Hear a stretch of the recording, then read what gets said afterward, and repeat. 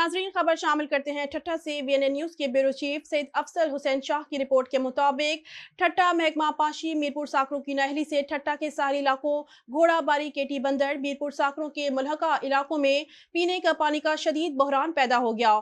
महकमा पाशी की जानिब से बासर अफराद को ज़राई आबादी और फिश फार्म के लिए पानी फराहम किया जा रहा है, जबकि इलाका के अवाम और माल मवेशी जानवरों के लिए पीने का पानी भी दस्तियाब नहीं।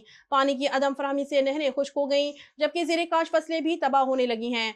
पानी की किल्लत के हवाला से वीएनएन न्यूज को फुटेज मौसूल। ठट्टा सिंध से ब्यूरो चीफ सैयद अफजल हुसैन शाह की रिपोर्ट के मुताबिक ठट्टा के सारी इलाकों घोड़ाबारी कीटी बंदर मीरपुर साकरों बुगान गाड़ो इसके मलहका इलाकों में महकमा पाशी की नहली से पीने के पानी का शदीद बहरान पैदा हो गया।